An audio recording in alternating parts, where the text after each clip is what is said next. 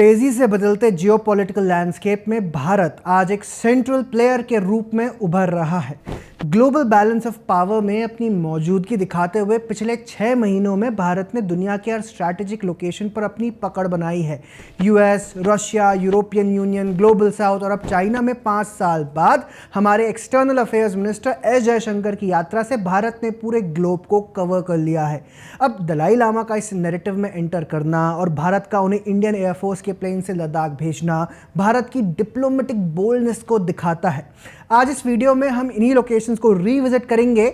हम देखेंगे कि भारत ने इनसे क्या हासिल किया और ये भी जानेंगे कि कैसे आज एक नया स्टेज सेट हो रहा है जहां ईस्टर्न इकोनॉमीज और उनके कल्चरल सिंबल्स इंटरनेशनल रिलेशंस को रीडिफाइन करते हैं। इनमें सबसे रीसेंट फॉरेन अफेयर्स मिनिस्टर की चाइना विजिट 2020 में हुए गालवान क्लैश के बाद उनकी पहली विजिट है जो इंडिया चाइना रिलेशंस को एक नया आयाम दे सकती है। एस जयशंकर ने ओपन डायलॉग को एम्फेसाइज करते हुए चाइना की एससीओ यानी शंघाई कोऑपरेशन ऑर्गेनाइजेशन प्रेसिडेंसी को सपोर्ट तो किया, लेकिन इस बात पर भी जोर दिया कि चाइना की यूनिलैटरल टर्म्स पर कभी शांति नहीं आ सकती और भारत किसी भी बॉर्डर डिस्प्यूट पर कॉम्प्रोमाइज कतई नहीं करेगा। अपने ऑफिशियल स्टेटमेंट्स में उन्होंने कहा, we have made good progress in the past 9 months for the normalisation of our bilateral relations. It is now incumbent on us to address other aspects related to the border including de-escalation. ऐसे में दलाई लामा को Indian air force के plane में लद्दाख भेजना भी तिब्बत के spiritual leader की तरफ भारत के सपोर्ट को दिखाता है। भारत आज तिब्बत से जुड़े कल्चरल इवेंट्स को होस्ट कर रहा है, बॉर्डर इश्यूज को रेज कर रहा है, लेकिन साथ ही चाइना की विजिट्स करके बायलैटरल रिलेशंस भी खराब नहीं कर रहा। इसी महीने पीएम मोदी ने ब्रिक्स समिट 2025 भी अटेंड की। इसमें खास बात यह था कि ब्रिक्स 2025 का एजेंडा सेट करने के लिए भारत ने एक लीडिंग रोल निभाया है। लोकल करेंसी में ट्रेड और ग्लोबल साउथ के लिए एक डेवलपमेंट बैंक को एडवोकेट करके भारत ने ब्राजील समिट में अपनी आवाज दी। In terms of currency, local currency and trade, let me tell you that countries in the global south are also looking for alternatives.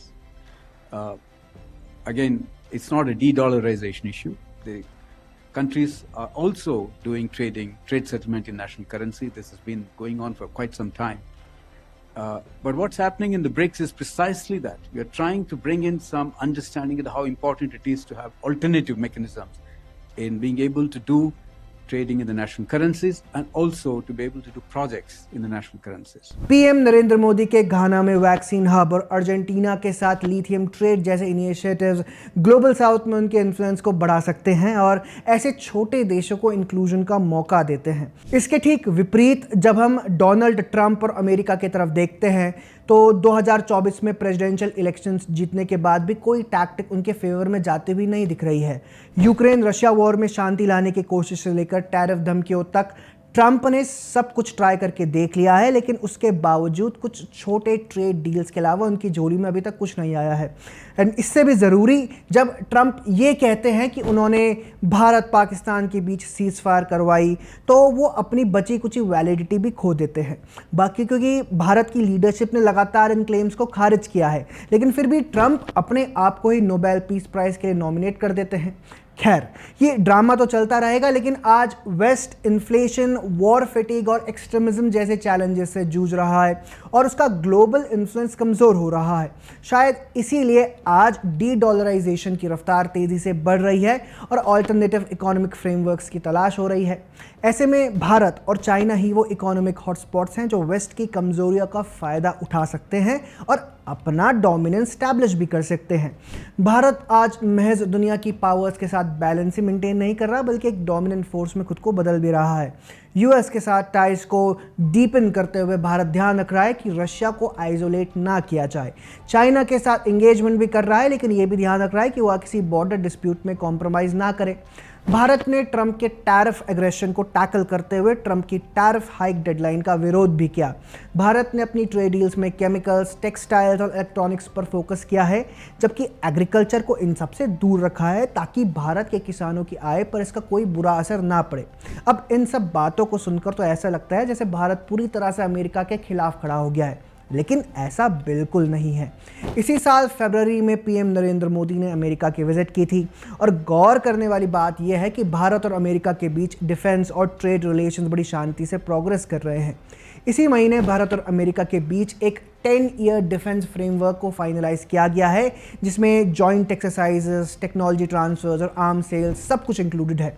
लेकिन ये सिर्फ डिफेंस इक्विपमेंट खरीदने तक ही सीमित नहीं है, बल्कि भारत को जॉइंट प्रोडक्शन और टेक एक्सेस भी देता है। कुल मिलाकर आज भारत महज एक बायर नहीं है, हमने को डेवलपर बनने की तरफ भी कदम रख दिए हैं। मीडिया टेंशन में रहने वाले यूएस और चाइना के अलावा भी कई ऐसे हॉटस्पॉट्स हैं जहां भारत अपनी पकड़ मजबूत कर रहा है। मई 2025 में भारत और यूरोपियन यूनियन के बीच फ्री ट्रेड अग्रीमेंट को फास्ट ट्रैक करने के लिए दोनों साइड्स ने हामी भरी। इससे भारत में बिलियंस ऑफ डॉलर्स की इन्वेस्टमेंट के रास्ते खुल सकते हैं। भारत का एक्सपोर्ट मार्केट डाइवर्सिफाई होगा और भारत चाइना का टेक मैन्युफैक्चरिंग ऑल्टरनेटिव भी बन सकता है। आज रशिया के साथ हमारे संबंध बहुत मजबूत हैं। आए दिन भारत और पीएम मोदी को लेकर रशियन प्रेसिडेंट व्लादिमीर पुतिन के कोई ना कोई स्टेटमेंट्स आते रहते हैं। आज भारत का 40% क्रूड ऑयल इंपोर्ट रशिया से आता है। S-500 के जॉइंट प्रोडक्शन और Su-57 को भारत की नीड्स के हिसाब से कस्टमाइज करने की बातें हो रही हैं। रशिया ने पीएम मोदी को उनकी 80th विक्ट्री डे परेड के लिए इन्वाइट किया, जो दोनों देशों के बीच की म्यूचुअल रिस्पेक्ट को दर्शाता है। दोस्तों, पिछले 6 महीनों में भारत ने कई पावर से एक साथ जुड़ने की अपनी एबिलिटी दिखाई है। चाहे यूएस के टैरिफ एग्रेशन को टैकल करते हुए टाइज को मजबूत करना हो, ईयू के साथ नेगोशिएट करना हो, चाइना से बायलैटरल रिलेशंस बिना किसी कॉम्प्रोमाइज़ के बेहतर करने हो, या ग्लोबल साउथ और छोटे देशों की आवाज़ बनना हो, भारत बिना अपनी स्ट्रेटेजिक ऑटोनॉमी खोए ये सब कर रहा है। भारत अब एक पैसिव पार्टनर नहीं, बल्कि एक स्विंग फोर्स है जो पूरी दुनिया को अपनी तरफ खींच रहा है।